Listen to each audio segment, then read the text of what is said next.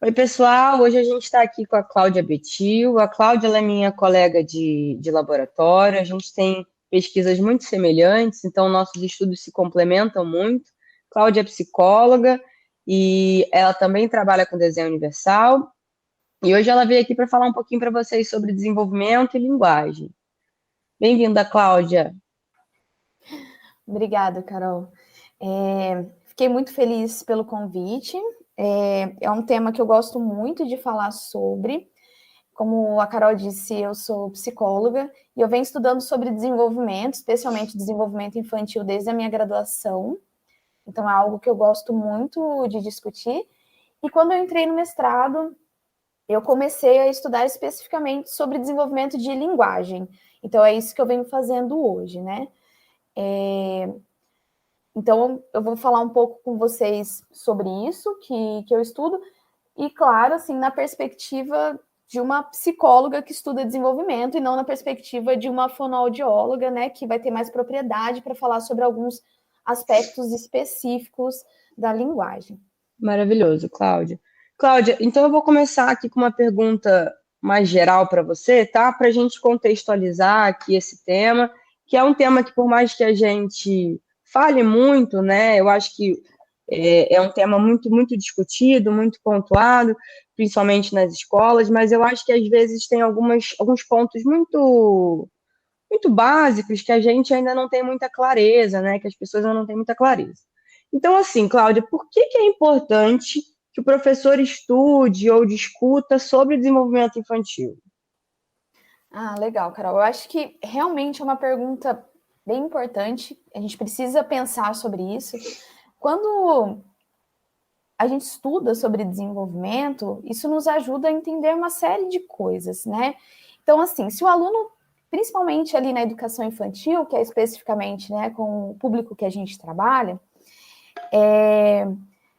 as crianças ficam grande parte do dia na escola, né? Então, é importante o professor entender o que é o desenvolvimento, o que a gente espera, do que depende esse desenvolvimento, se existe um papel, né, do adulto, não só do professor, mas de outros adultos também, em promover esse desenvolvimento. O que a gente faz diante de crianças que têm características tão diferentes?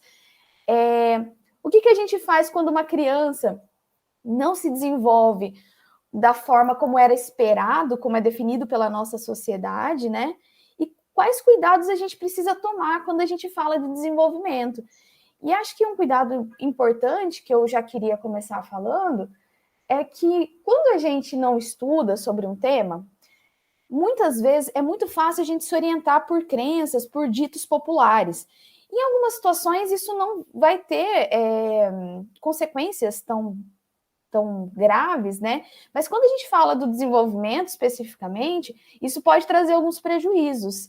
Então, tem algumas crenças do senso comum, a gente acho que todo mundo já deve ter escutado alguma coisa nesse sentido, né? Então, aquela coisa de pau que nasce torto, morre torto. Ou se não, isso, uma coisa que eu escuto bastante, às vezes, de pais, né? Ou em algumas escolas, ele não fala ainda, mas é normal, o pai dele também só falou quando ele tinha 6 anos. Qual que é o problema desse tipo de fala, né? Se a gente parar, né, para analisar esse tipo de discurso, ele está orientado por uma visão de desenvolvimento, que é aquela ideia de que acontece uma maturação no organismo, independentemente do que está se passando no contexto. Então, conforme a criança vai ficando mais velha, ela vai ficando mais madura, né? Vão tendo mudanças no corpo dela, dentro da estrutura do sistema nervoso dela, e vão acontecendo essas mudanças conforme a mudança de idade vai passando. Com isso, não que isso não ocorra também, mas se a gente ficar só nisso, a gente pode se eximir, né, do nosso papel que pode haver ali no desenvolvimento. É como se existisse uma crença, né, Cláudia, de que o desenvolvimento vai acontecer independente do que a gente faça, né? E aí, se a gente fica preso a isso, pode acontecer da gente não proporcionar os contextos que precisam ser proporcionados para essas crianças para que o desenvolvimento aconteça, né? Exatamente. Então, assim, esse estudo sobre o desenvolvimento não tem um consenso, né? Quando a gente entra no curso de psicologia, a gente começa a estudar psicologia, os professores costumam dizer muito, é uma coisa muito batida, que nós temos muitas psicologias, a gente não tem uma visão única, né, das coisas. E com o desenvolvimento não é diferente, a gente tem muitas visões diferentes, né? E nessa perspectiva que eu trabalho, que é da análise do comportamento, que você também trabalha, né, Carol? A ideia seria que o desenvolvimento humano, para a gente assim definir de uma maneira muito rápida, seriam mudanças que vão acontecendo de uma maneira, de certa forma, regular ao longo da vida do indivíduo. E essas mudanças acontecem onde? Na relação desse indivíduo que se comporta, então no seu comportamento, com o seu ambiente. Então, o indivíduo ele vai se comportando de uma determinada maneira, isso vai produzindo mudanças no ambiente, e essas mudanças produzidas no ambiente vão agir de diferentes formas sobre o comportamento dele. Então, isso vai se estruturando dessa forma. Mas, claro que o desenvolvimento ele também depende de um aparato biológico, de que mudanças vão acontecendo no organismo, na estrutura do sistema nervoso desse indivíduo, mas nós sabemos hoje que isso sozinho não produz o desenvolvimento que a gente vê acontecendo no comportamento das pessoas. Precisa que as pessoas, né, que estão convivendo com esse indivíduo, né, que está sempre em desenvolvimento, desde quando nasce até quando morre, promova condições para que esse desenvolvimento ocorra.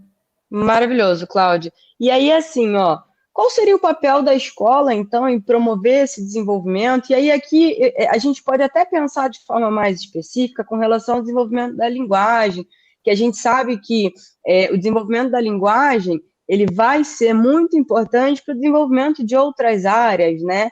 De áreas, até mesmo da área social, né? Das habilidades sociais dessa criança, e até preparar ela, talvez, para o aprendizado de outras habilidades mais para frente, lá no fundamental, no ensino médio. Então, qual é o papel da escola? O que a escola pode fazer para contribuir para esse desenvolvimento? Legal, legal. Acho que essa é uma pergunta também bastante importante. Então, como eu disse, o desenvolvimento ele vai depender de múltiplos fatores, né? Então, depende sim de fatores biológicos, por exemplo, mas vamos pensar assim, nós psicólogas, ou vocês, né, como educadores, como professores, se a gente ficar apegado só nessa questão do desenvolvimento biológico, qual que seria a consequência natural das coisas? A gente não teria muito o que fazer para mudar, né, para atuar sobre esse desenvolvimento, né? Como que a gente vai atuar sobre isso? Então, o que nós podemos, tem algumas dimensões que nós podemos atuar, que é a dimensão de variáveis culturais que vão interferir sobre esse desenvolvimento e também aqueles relacionados à aprendizagem dessa criança que vai contribuir com esse desenvolvimento. Então, nós sabemos que existem, por exemplo, algumas crianças que, por determinadas condições, elas têm maior predisposição ou maior fator de risco, que é o termo correto, para ter atrasos no desenvolvimento da linguagem. Por exemplo, sabe aquela frase que eu falei? Olha, ele não fala agora, mas é normal, o pai dele só falou depois dos 6 anos. Então, vamos pegar esse exemplo para pensar nos problemas envolvidos nisso. De fato, se a gente olhar pelos estudos que tem na área, uma criança que tem um histórico familiar, né, de pais que tiveram atrasos no desenvolvimento da linguagem, isso é um fator de risco para que essa criança também tenha atrasos no desenvolvimento da linguagem. Mais uma coisa que esses estudos também mostram e que é muito importante para a gente é que essa relação, esses fatores de risco, como o desenvolvimento depende de muitas coisas, isso é probabilístico. Então, tem outras coisas que vão interferir sobre o desenvolvimento. Então, tem fatores de proteção que a gente pode manipular para que a gente diminua as chances de que esse atraso aconteça. Então, por exemplo, o que seria um fator de proteção nessa área? Essa criança ter interações com adultos que sejam de qualidade, que ajude essa criança a se comunicar, a compreender aquilo que é dito. Então, nessa frase aí de, não, mas é normal, o pai dele também só falou depois dos 6 anos. Se a gente tomar isso como certo, a gente está delegando, então, a gente está fadando, né, o desenvolvimento dessa criança ao fracasso. Então, de falar que, de fato, se ela teve um histórico familiar assim, ela também vai ser assim. Mas nós podemos, se essa criança tiver interações de qualidade, isso pode ser remediado. Então, o papel da escola entra justamente aí. A gente tem muitos estudos hoje também mostrando que essa questão do desenvolvimento da linguagem depende muito das condições que são oferecidas para a criança, especialmente na interação com adultos. E a realidade que nós temos em muitos locais, especialmente no Brasil, em escolas públicas, é que muitas crianças não vão ter uma interação de qualidade no sentido de promover desenvolvimento de linguagem dentro das suas casas. Muitas vezes por conta da escolaridade dos pais ou de outras questões. Então, é importante que dentro da escola essas condições ocorram. E aí a gente tem uma série de indicativos, então, de tipos de interação que promovem esse desenvolvimento. Então, não é qualquer tipo de interação com o adulto que vai favorecer o desenvolvimento da linguagem das crianças. Ou, né, não vai favorecer das mesmas formas, da forma como a gente esperava. Então, vou dar um exemplo. Eu ia te pedir isso, Cláudia. Eu ia te pedir para você dar um exemplo de uma interação, o que seria uma interação de qualidade aí? Sim, beleza. Então, vamos pensar o seguinte. Acredito que em toda sala de aula, todos os professores façam perguntas para os seus alunos. Então, em algum momento, a gente faz perguntas. Tem algumas perguntas que elas são melhores para favorecer o desenvolvimento de linguagem do que outras. Então, vamos pegar o exemplo do que a gente chama de perguntas fechadas e perguntas abertas. Então, vamos pensar num contexto, né? Vamos pensar num contexto em que houve uma atividade para ensinar algum conceito, por exemplo, de cor, que seja, né? Que na educação infantil a gente sabe que acontece bastante. O que seria uma pergunta fechada? Uma pergunta fechada seria, então, após a professora, então, ensinar algumas cores, né, para os alunos, ela pega um determinado objeto, mostra para o aluno e fala assim, isso aqui é azul? Isso é um exemplo de pergunta fechada. Que aí o aluno vai responder, né? Sim ou não?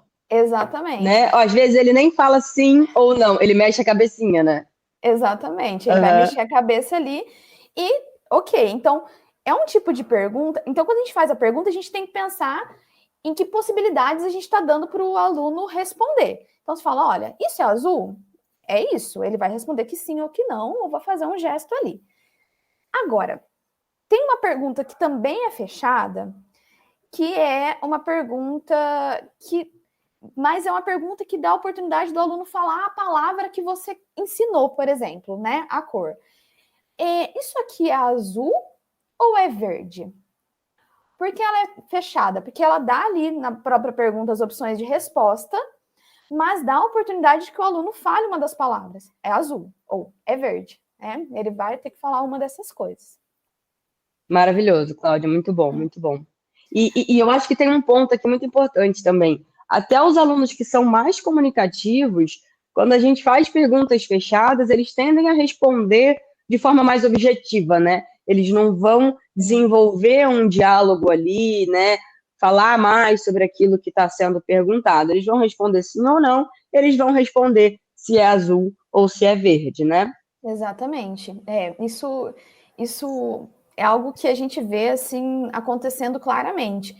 E o outro tipo de pergunta, que é a pergunta aberta, são perguntas que contém na pergunta. Então, expressões como o que, onde, quem, como, por quê.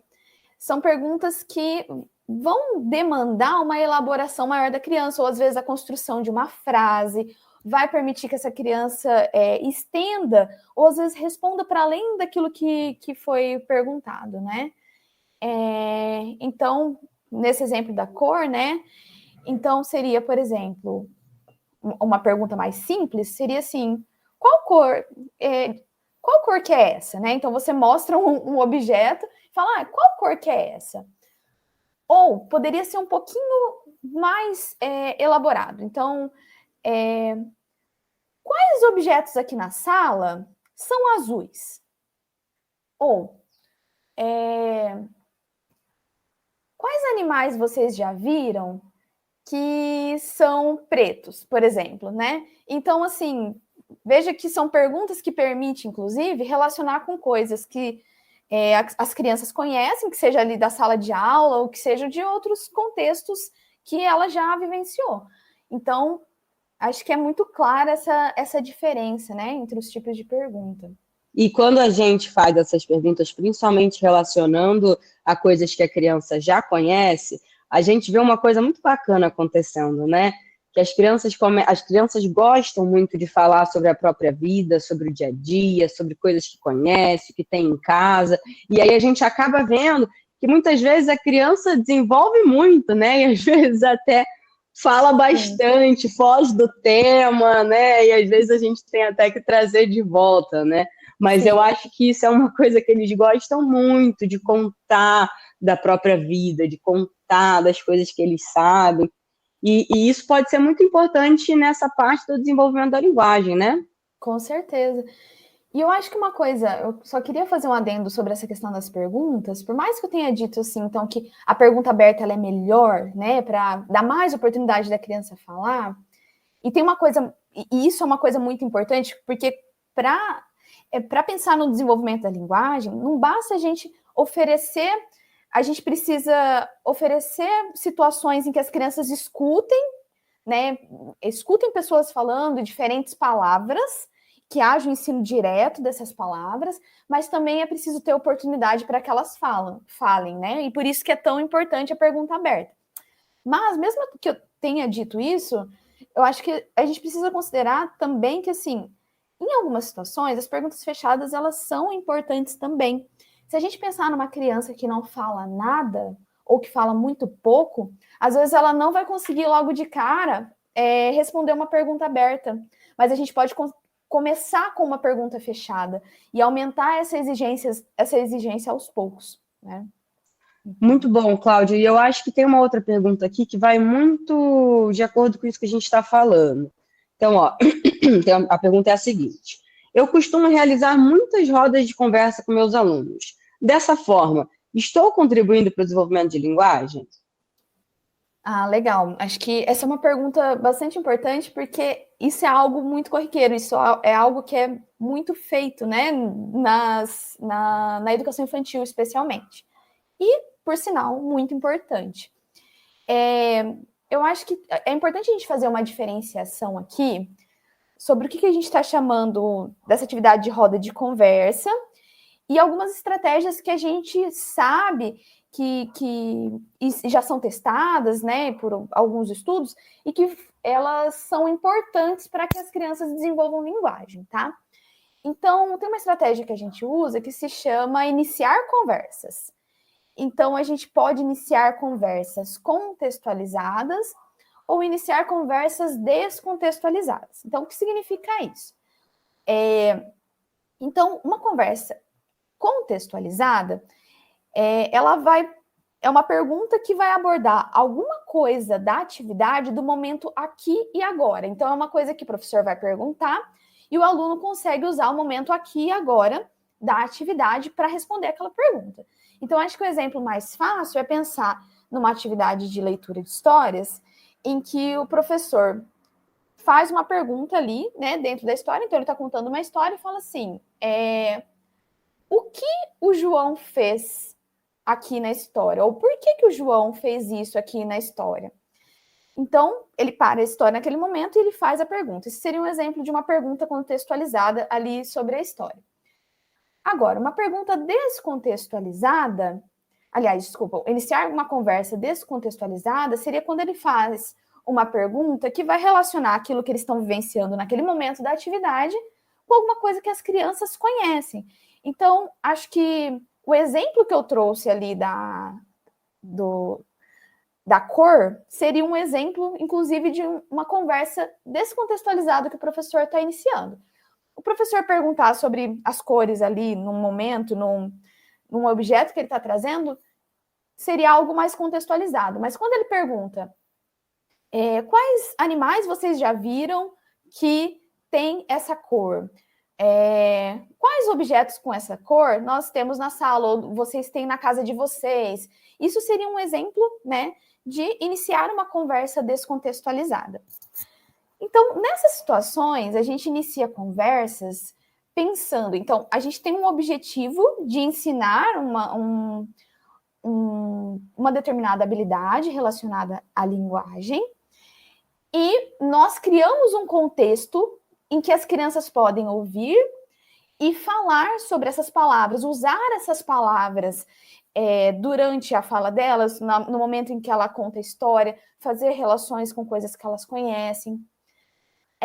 Agora, a questão da roda de conversa, né, fazendo esse contraponto, muitas vezes as rodas de conversa, que a gente chama assim, que são feitas, por exemplo, quando as crianças chegam na segunda-feira, né, passou o final de semana, chega na segunda-feira, vamos fazer uma roda aqui para conversar sobre o que cada um fez no final de semana.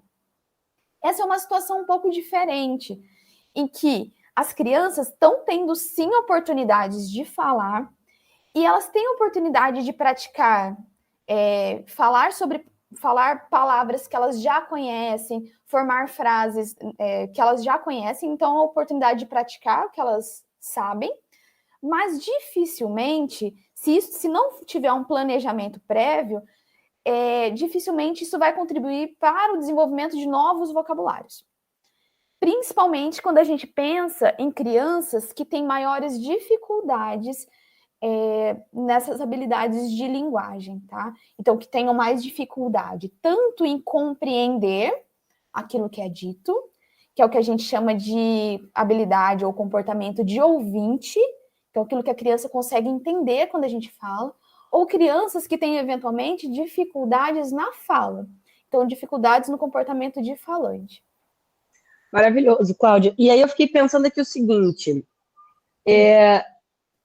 talvez nem toda roda de conversa proporcione um desenvolvimento, por exemplo, de palavras novas, né? A aprendizagem de palavras novas, né? Sim, então, sim. Tudo bem, a criança pode estar ali praticando e contando do que fez no final de semana e coisas nesse sentido, mas ela vai estar só realmente utilizando tudo aquilo que ela já sabe, né?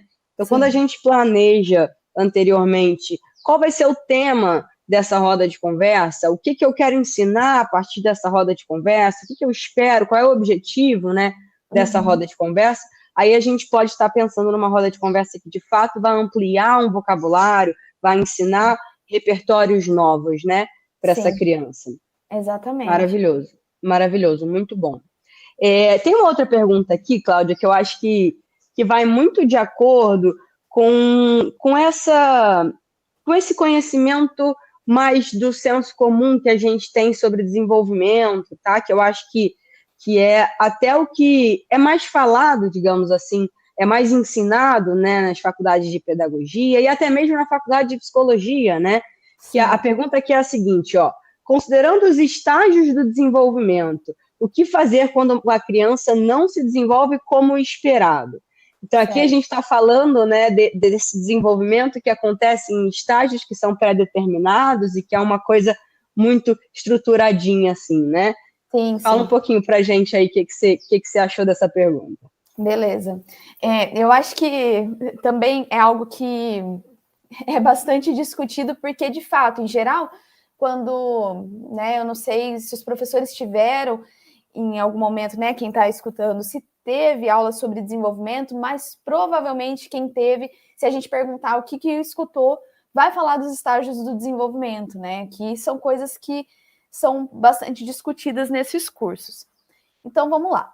Eu acho que uma primeira coisa que a gente precisa considerar é o seguinte, como eu disse, então quando a gente fala sobre desenvolvimento, existe uma visão muito plural, não existe muito consenso sobre a maneira como a gente fala sobre o desenvolvimento e estrutura esse processo.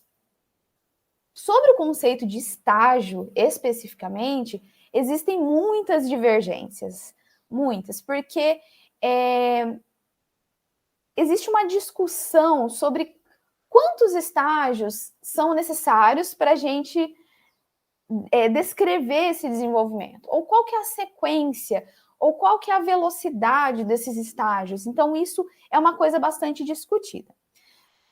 Quando os teóricos do desenvolvimento, né, que tem uma série de nomes aí que a gente pode citar, descreveram esses estágios, a ideia era justamente sistematizar essas mudanças regulares que vão acontecendo ao longo da vida. E dar uma orientada sobre o que é esperado aproximadamente, né, para algumas faixas de idade e tudo mais. Mas nós precisamos tomar muito cuidado com isso. Porque o uso que foi feito, né, desses estágios, ele passou a ser bastante, de certa forma, deturpado da maneira como ele era pensado inicialmente. Então, assim, quando a gente, como eu disse lá no início, então, desenvolvimento nessa perspectiva que a gente trabalha seriam essas mudanças que vão acontecendo em uma relação, na relação do indivíduo com o seu ambiente. A depender das condições que esse indivíduo é exposto, essa relação ela muda e, consequentemente, esse desenvolvimento, esse processo, ele também é diferente. Então, qual que é a questão? Por mais que, então, a gente possa usar algumas coisas para ter uma orientação geral e exista uma certa regularidade, sim, e uma certa correlação com a idade, a gente não pode, de forma alguma, usar o estágio ou a idade da criança como se fosse uma explicação para a mudança que a gente está vendo acontecer. Então, sabe aquela coisa assim, ele já está fazendo isso, mas é porque ele já tem 5 anos. Isso aqui já está acontecendo, mas é porque a gente já está no final do ano. Então, isso é uma coisa que, às vezes eu achava muito triste, inclusive. Às vezes a gente fazia alguns trabalhos com professores e o professor dando um duro danado o ano inteiro para promover condições diferentes para aquela criança que não conseguia aprender. E chega no final do ano, realmente, tem um boom, acontece uma mudança, e aí o professor olha e fala, mas ele teve essa mudança porque a gente já está no final do ano, ou seja, o tempo passou. E não consegue descrever o que aconteceu, né? As condições que ele mudou para aquela criança. E até mesmo, né, Cláudia, de valorizar aquilo que ele mesmo fez, né? Porque Exato. tudo aquilo que a gente faz é isso que vai ter um efeito muito grande nesse desenvolvimento da criança. E, de fato, tem umas coisas que são muito curiosas, né? Essa faixa etária ela é muito incrível, porque as mudanças, às vezes, elas acontecem. Ela tem um período em que a gente não vê muitas mudanças, daqui a pouco a coisa acontece assim, numa velocidade que a gente parece até mágica, né? Sim, sim. Mas não é, né? É esse acúmulo de todas essas intervenções, todas essas atividades planejadas, essa dedicação que o professor tem ali para promover essas condições de ensino e de aprendizagem, né? Exatamente. E eu acho que, assim, a gente não pode, claramente, deixar de considerar que existem, como eu já disse, mudanças biológicas que vão contribuir para esse desenvolvimento. Existem alguns momentos que a gente já sabe que são momentos mais críticos, que são mais propícios, tem maior probabilidade da criança desenvolver algumas habilidades. Mas é isso, né? Tem aquela condição biológica, fisiológica, mas para que de fato ocorra mudanças, é preciso que o contexto ofereça essas condições também. Maravilhoso. Cláudia, pode falar, desculpa, é que tem mais uma pergunta aqui que eu acho que vai ser muito legal, pode falar. É que eu acho que tem uma parte aqui que eu não respondi, que é assim, e se a criança não se desenvolve como era esperado, né? Então, assim, vocês poderiam me questionar, e com toda a razão, de que, de fato, a gente olha as crianças que têm a mesma faixa de idade, elas fazem coisas parecidas, né? Elas têm uma certa regularidade, e tem, de fato. Mas existe essa irregularidade porque, conforme a criança vai ficando mais velha, a nossa comunidade verbal, ou seja, as pessoas que se comunicam com essa criança, né, que vão promover esse desenvolvimento, vão se comportando com essa criança de formas diferentes, vão tendo exigências diferentes para esse desenvolvimento. Vamos pensar num exemplo muito, muito simples sobre desenvolvimento de linguagem. Quando uma criança é muito novinha, vamos pensar numa criança de 1 ano e pouquinho, né? 1 ano e meio ali. A criança olha para um cachorro e fala, au, au. Nossa, os pais falam, nossa, muito bem, é isso mesmo. Nossa, faz aquela festa e tal.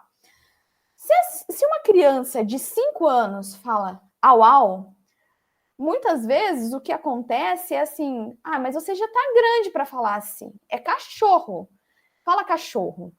Então, vejam, a gente tem exigências diferentes conforme a criança vai mudando de idade.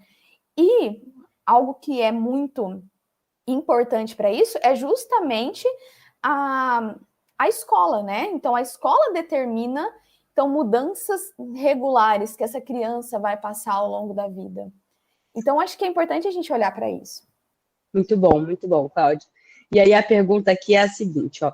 Quais palavras são esperadas da criança para cada etapa da educação infantil? Você acha que a gente consegue responder essa pergunta? Acho que essa é uma pergunta muito capciosa, né? Eu acho que se a gente olhar para trabalhos específicos de fonoaudiólogos, por exemplo, provavelmente a gente vai ter algumas... A explicação sobre alguns fonemas, por exemplo, que são mais fáceis das crianças desenvolverem primeiro, né? Que vão ser, de alguma forma, pré-requisitos para que elas desenvolvam outros, né? Falem outras palavras. Mas, pensando especificamente nessa noção de desenvolvimento que a gente está falando, e que o desenvolvimento ele depende do contexto que é oferecido, e também da cultura em que essa criança está inserida, a gente tem que considerar que é difícil estipular palavras específicas que são esperadas para cada faixa etária. A ideia é que, a depender do contexto ao qual essa criança é exposta, aumentem as chances dela começar falando algumas palavras ou outras, né, conforme o contexto muda. E o importante é que a gente sempre parta daquilo que a criança já sabe fazer e promova condições para que isso se amplie, para que isso se mantenha, né? E amplie cada vez mais. E eu acho que isso é importante também para a gente pensar nessa parte da pergunta sobre assim, e quando a criança não faz aquilo que é esperado? Então, aquilo que é esperado socialmente, pela comunidade verbal em que ela está inserida, nos orienta sobre o que é importante a gente ensinar.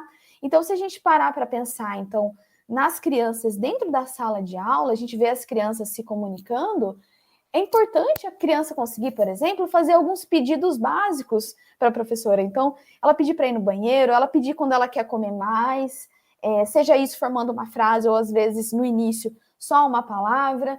É importante ela conseguir pedir para um colega o brinquedo que está na mão dele, para que ela não tenha que morder ele, para falar que ela quer o brinquedo, né? Tem uma forma mais aceitável, digamos assim, ali de se comunicar, de pedir, né? Maravilhoso. E isso acontece muito, né? Você falou de morder, mas acontece de bater, de empurrar, de puxar, de tomar na mão, né? Exatamente. E muitas vezes a criança só não está conseguindo expressar aquilo que ela precisa de uma forma mais tranquila, né? Que não vai machucar o coleguinha. E aí, assim, então, de um modo geral, a gente não a gente não pode ter a ideia de que vão existir palavras que vão aparecer em determinadas etapas, né, em determinadas idades. Mas a gente também pode, voltando àquilo que você falou do nível de exigência, né, Cláudia?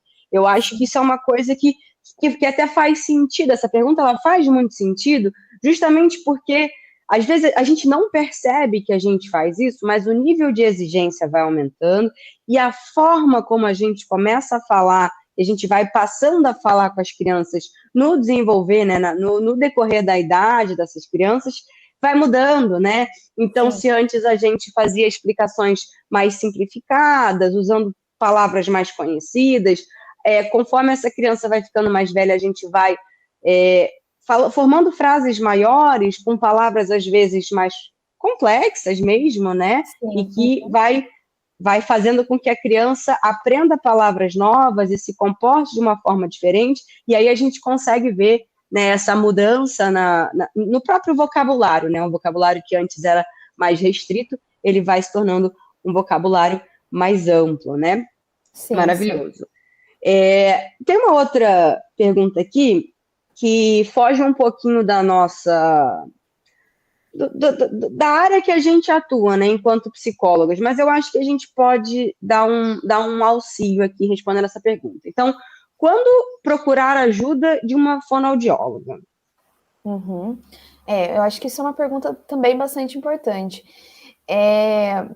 Bom, quando a gente pensa, então, nessa questão, a criança, ela não se desenvolveu como esperado, entre muitas aspas, porque esse esperado é sempre algo assim definido socialmente, e a gente tem que tomar muito cuidado com isso.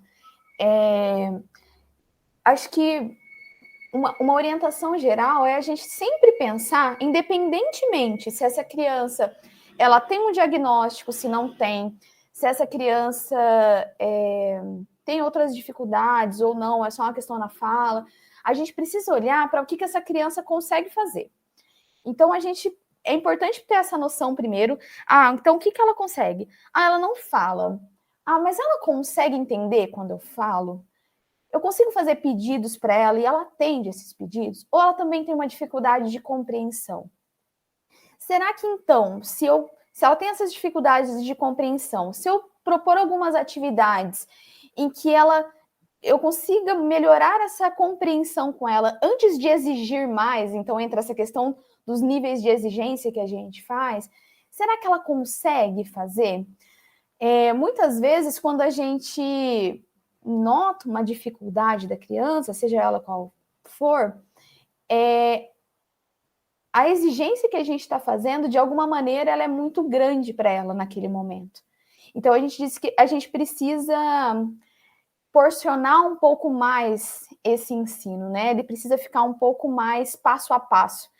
Então, vamos supor, então, mesmo fazendo isso, propondo essas atividades, pensando nas habilidades específicas dessa criança, ela está ficando muito aquém dos seus pares, então as outras crianças da sala já conseguem se comunicar, as crianças falam bastante, elas compreendem, e essa criança, ela está ficando prejudicada, ela não consegue conversar com seus colegas, não consegue se comunicar com a professora. Então, é momento para a gente, sim, pensar no encaminhamento para que um fonoaudiólogo faça uma avaliação mais específica e, possivelmente, um acompanhamento a depender da situação. Mesmo assim, mesmo que essa criança vá para um acompanhamento, acho que é importante considerar que ainda assim existem coisas que a gente pode fazer ali no contexto da sala de aula para auxiliar também nesse desenvolvimento, ainda que seja a passos menores, né? Legal, muito bom, Cláudia. E aí eu acho que, assim, tem duas perguntas aqui que elas são referentes à alfabetização, né? E esse é um tema que, para a faixa etária que a gente trabalha, ele destoa um pouco, né? Porque a gente não vai iniciar necessariamente o processo de ensino de escrita e leitura na educação infantil. Mas eu acho que é importante a gente olhar para isso Porque talvez não, né? Vou direcionar a pergunta para você, apesar de eu também pensar mais ou menos próximo do que eu acredito que você pense nesse sentido. Apesar da gente não conseguir agora orientar sobre como iniciar processo de alfabetização e como relacionar, por exemplo, grafema, fonema e etc., eu acho que a gente pode dar um passinho para trás e pensar de que forma o que eu ensino hoje na educação infantil pode vir a contribuir para o desenvolvimento dessas habilidades, né, da alfabetização dessa criança lá no fundamental. Ótimo, Carol. Acho que isso é algo que, quando a gente fala sobre desenvolvimento de linguagem na educação infantil, quando a gente fala que a gente vê os estudos falando que é necessário, é indispensável que as crianças comecem muito cedo o desenvolvimento da linguagem, muitas vezes um dos argumentos que aparece é justamente sobre a alfabetização. Como você disse, não é uma preocupação da educação infantil, não deveria ser, né? Fazer a alfabetização ali, naquele momento, mas a criança desenvolver habilidades de falante e de ouvinte já desde a educação infantil vai ser um pré-requisito para que ela consiga desenvolver habilidades de leitura e escrita no ensino fundamental. Então, a gente já tem estudos que mostram que crianças com atraso no desenvolvimento da linguagem, ou que não teve uma educação infantil de boa qualidade, muitas vezes tem também dificuldades na alfabetização. Então, a gente pode considerar que esse não desenvolvimento inicial da linguagem ali vai ser um fator de risco para a alfabetização. Mais especificamente, a gente pode falar também de um vocabulário restrito, né, Cláudia? Uma criança que tem um vocabulário muito restrito na educação infantil, sai da educação infantil, então falando de uma forma um pouco mais clara, sai da educação infantil conhecendo poucas palavras, isso também pode vir a prejudicar a alfabetização dessa criança no fundamental, né? Sim, exatamente. E embora a gente não possa, assim, falar especificamente, né, sobre esse momento do ensino fundamental, que é algo que a gente não domina, né, não é muito daquilo que a gente estuda, pensar em uma criança que chegou no ensino fundamental com dificuldades na fala, né, e precisa ser alfabetizada, é claro que provavelmente, né, outros profissionais que trabalham especificamente nessa área vão poder falar melhor sobre isso, mas eu acho que a ideia geral também se aplica. Se a gente pensar que as crianças precisam, não existe uma ordem ótima para acontecer o desenvolvimento, né? Mas a gente sabe que algumas coisas, quando a criança desenvolve primeiro, isso aumenta as chances de que ela desenvolva outras habilidades. Como a gente disse, se a criança desenvolve linguagem, isso é um potencial para que ela desenvolva muitas outras habilidades em outras áreas também. Ela se comunica melhor, você falou das habilidades sociais, exatamente isso. Então, eu acho que a questão é a gente pensar, né? Essa criança que não, se ela não compreende, se ela não fala, talvez ela precise de uns passinhos para trás, né? De Maravilhoso, eu estava pensando justamente dessa forma. Talvez a gente possa dar uns passos para trás, mesmo a gente estando no fundamental, especificamente para aquelas crianças que têm essa dificuldade na alfabetização, a gente ter clareza desse processo, né, que o desenvolvimento acontece, né? A gente conhecer esse processo, a gente entender de desenvolvimento, pode fazer com que a gente saiba como é que a gente pode atuar ali, e a gente pode atuar dando uns passinhos para trás. E aí, talvez, proporcionando as condições que essa criança não teve na educação infantil. Mais ou menos isso? Sim, exatamente. E assim, a gente sabe que isso é difícil, pensando num professor do ensino fundamental que vai estar ali com uma sala muito cheia de alunos, e a gente não está negando que, nesse caso, uma criança com muitas dificuldades assim, ela vai precisar também de um acompanhamento multiprofissional, né? De outros profissionais da área, de fonoaudiólogos. Mas a gente precisa considerar também que, dentro da sala de aula, é possível fazer algumas coisas e pensar se o nível de exigência que a gente está fazendo para aquela criança não está sendo muito alto para aquele momento. Né? Muito bom, Cláudia. Para a gente fechar, tem uma pergunta aqui, na verdade, tem duas perguntas aqui que fogem um pouquinho do tema que a gente se propôs discutir, né, que seria desenvolvimento de linguagem, mas que é referente ao desenho universal para aprendizagem. Como nós duas trabalhamos com ele, eu acho interessante a gente falar um pouquinho sobre isso bem brevemente para a gente concluir. Então, as perguntas, elas são num sentido, assim, de que o desenho universal, ele é muito rico, ele é muito importante, ele é muito fundamental para a educação de um modo geral, né? Mas que, aparentemente, o desenho universal ele é pouco conhecido, né? Ele é pouco falado, ele é pouco ensinado e ele não está presente na maioria das graduações de pedagogia, né? Eu não me arrisco a dizer todas, porque eu não conheço todas, mas ele não está presente na grande maioria. O que você acha, Cláudia? Realmente o desenho universal ele está começando? Fala um pouquinho para a gente. Tá. Eu acho que, assim, realmente, eu não falei disso no início, mas eu também trabalho com o desenho universal e, de fato, ele, assim, no Brasil, a gente tem ainda um número relativamente pequeno comparado com outros países, né, de trabalhos sobre o desenho universal.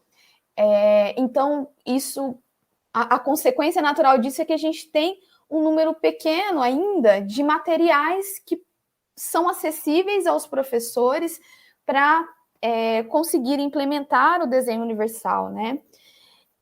E isso é algo muito, assim, nós, assim como outros grupos, assim, no Brasil de pesquisa, têm lutado para desenvolver materiais sobre isso e que sejam acessíveis aos professores.